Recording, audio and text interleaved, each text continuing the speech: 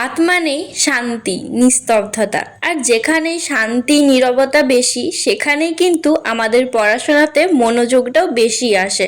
কিন্তু প্রশ্ন হলো কিভাবে পড়লে সময়টা বেশি প্রোডাক্টিভ হবে। অনেকেই বুঝতে পারে না যে রাত্রেবেলায় ঠিক কিভাবে পড়লে ঘুম পাবে না আর কম সময়ের মধ্যে বেশি করে পড়তে পারবে। তো আজকের ভিডিওটা আমি সেজন্যই বানাচ্ছি, যেটাতে আমি তোমাদের সাথে প্রোডাক্টিভ নাইট রুটিন শেয়ার করব। সেই সাথে থাকছে কিছু টিপস যেগুলো অ্যাপ্লাই করে তোমরা তোমাদের পড়াটাকে আরও বেশি প্রোডাক্টিভ করে তুলতে পারবে। পড়াশোনাতে কনসেন্ট্রেশন না করতে পারার অনেকগুলো কারণ আছে, তার মধ্যে অন্যতম হলো আমাদের চারপাশের পরিবেশ। কিন্তু রাত্রেবেলায় পরিবেশটা এমনিতেই শান্ত থাকে, বাড়ির মধ্যে তেমন কিছু আওয়াজও হয় না।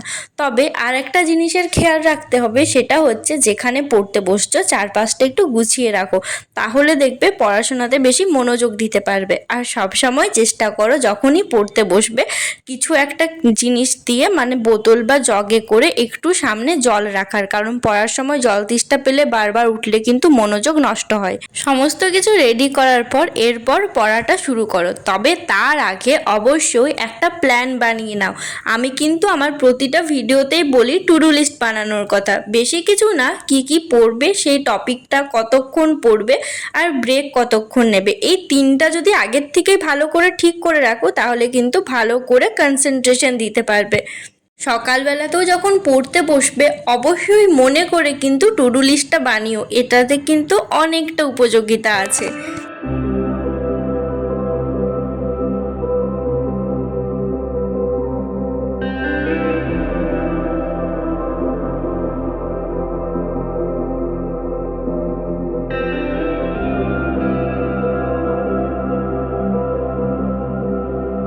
টু ডু লিস্ট বানানোর পর এরপর মন দিয়ে পড়াটা শুরু করো। পড়া শুরু করার প্রথম 40 মিনিট কিন্তু একদম একাগ্রভাবে পড়ো, মানে কোনো কিছুতেই কিন্তু ব্রেক নিও না, তাহলে দেখবে পুরো সেশনটাতে খুব সুন্দর মনোযোগ দিয়ে পড়তে পারবে। আমি আজকে পড়াটা দুটো স্লটে ভাগ করেছি। প্রথমটা হচ্ছে 10টা থেকে 11টা, আর সেকেন্ডটা হচ্ছে 11:15 থেকে 12:30 পর্যন্ত। তো এই দুটো স্লটেই খুব ভালোভাবে তোমাদের সাথে শেয়ার করব, সেই সাথে কিছু টিপস আর ট্রিক্স। তো পড়ার শুরুতেই যেটা পড়তে ভালো লাগে সেটা দিয়েই কিন্তু পড়া শুরু করো। যেটা পড়তে তোমাদের বেশি ভালো লাগে না সেটা দিয়ে যদি পড়াটা শুরু করো, বিশেষ করে রাত্রেবেলা, তখন কিন্তু খুব বেশি ঘুম আসবে। এটা কিন্তু আমার সাথে অনেকই হয়, সেই জন্যই তোমাদের বললাম। আর যখনই বই পড়বে অবশ্যই সাথে একটা পেন বা পেন্সিল নিয়ে রাখো, ইম্পর্টেন্ট লাইনগুলোকে আন্ডারলাইন করে রাখো। একটা কথা কিন্তু মনে রাখবে, মাধ্যমিক উচ্চ মাধ্যমিক যারা দেবে তোমাদের কিন্তু এমসিকিউ প্রায় 90%, যদি ভালো করে টেক্সট বই পড়ো তাহলে কিন্তু সমস্তগুলোই কমন পেয়ে যাবে, কারণ বেশিরভাগ এমসিকিউই কিন্তু টেক্সট বই থেকে আসে। সেই জন্য প্রথম থেকে টেক্সট বই পড়াটা একদম শুরু করে দাও। 45 মিনিট বা 50 মিনিট যতটা সময় লাগে সেই টপিকটাকে কমপ্লিট করতে, সেটা কমপ্লিট করার পর একবার পুরো সেশনটা অ্যাক্টিভ রিকল বা মেমোরি বুস্ট করো। অর্থাৎ পড়ার পর বই থেকে চোখ সরিয়ে নিজে দেখো তুমি সেটা কতটা করতে পারছো। এটা করার সময় তুমি এমনভাবে পড়বে যেন তুমি কাউকে বোঝাচ্ছ, তাহলে দেখবে পড়াটা খুব সুন্দর পরপর মনে থেকে যাবে। যখন তুমি রিভিশন করবে তখন তুমি বুঝতে পারবে যে তোমার পড়াটা কতটা সুন্দরভাবে মনে থেকে গেছে। আর যখন তুমি চোখ সরিয়ে পড়বে যে জায়গাটাতে আটকে যাবে সেই জায়গাটা তখনই 3 থেকে 4 বার একবার রিডিং পড়ো, তাহলে দেখবে পরে যখন সেটা তুমি করছো তখন কিন্তু তোমার সেই জিনিসটা ভালোভাবে মনে থাকবে। এটাকে বলে অ্যাক্টিভ রিকল বা মেমোরি বুস্ট। তো এই মেথডটা কিন্তু তোমরা অ্যাপ্লাই করো প্রথম থেকেই, তাহলে কিন্তু তোমরা অনেকটা বেশি হেল্প পাবে। বিশেষ করে যখন রিভিশন করবে তখন জিনিসটা আরও ভালো করে বুঝতে পারবে। এরপর একটানা পড়লে তো আমাদের সকলেরই ঘুম পেয়ে যাবে, সেজন্য সবসময় চেষ্টা করো পড়াটাকে একটু স্লটে ভাগ করে নেওয়ার। 1 ঘন্টা পড়ার পর মাঝে 10 থেকে 15 মিনিটের একটা ব্রেক নাও।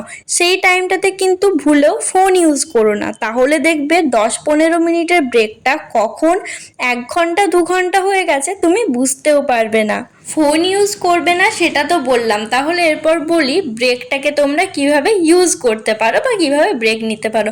তো নর্মাল আমার মতো জানলার ধারে বসে একটু বাইরের ফ্রেশ হাওয়া খেতে পারো। তবে হ্যাঁ, যাদের তাড়াতাড়ি ঘুমিয়ে পড়ার অভ্যেস আছে বা লাইট অফ করলেই ঘুম পায়, তোমরা কিন্তু লাইটটা অন রেখো। আমি না একটু অন্ধকার বেশি পছন্দ করি, তো সেজন্য কিন্তু লাইটটা অফ রেখেছিলাম। আর আমার আজকে একটু খিদে পেয়ে গেছিলো, তো সেজন্য দেখলাম রান্নাঘরে লাড্ডু আছে, তো শুধু একটু লাড্ডু খেয়েছিলাম। যদিও আমার মিষ্টি খুব একটা পছন্দ না, কিন্তু এই লাড্ডুটা খেতে আমার একটু ভালো লাগে। তো তোমাদেরও যদি পড়ার ব্রেকের মাঝে খিদে পেয়ে যায়, তোমরা কিন্তু খেয়ে নিও। আর আমি কিন্তু ডিনার করার পরই পড়তে বসেছিলাম, সেটাও তোমাদের সাথে ভিডিওর প্রথমেই শেয়ার করে ফেলেছি। এই মেথডগুলো ফলো করো, দেখবে একটুও বোরিং লাগবে না রাত্রে পড়তে। অনেক তো হলো ব্রেক, এরপর আবার আমরা সেকেন্ড স্লটের পড়াটা স্টার্ট করব। এটা হচ্ছে সেকেন্ড স্লটের পড়া। এই টাইমে চেষ্টা করো একটু অ্যাক্টিভ কিছু করার, মানে ধরো দুদিন আগে তুমি কিছু টপিক পড়েছিলে, সেটা একবার খাতায় লেখো না দেখে কতটা মনে আছে। লেখাপড়া কিন্তু আমাদের ব্যালেন্স করেই করতে হবে। সারাদিন শুধু পড়েই গেলাম কিন্তু লিখলাম না, এটা করলে কিন্তু একদমই হবে না। কারণ পরীক্ষার সময় কিন্তু আমাদের লিখতেই হবে। আর যদি তোমরা এখন থেকেই লেখা প্র্যাকটিস না করো, তাহলে কিন্তু পরীক্ষাতে টাইম ম্যানেজমেন্ট একদম করতে পারবে না।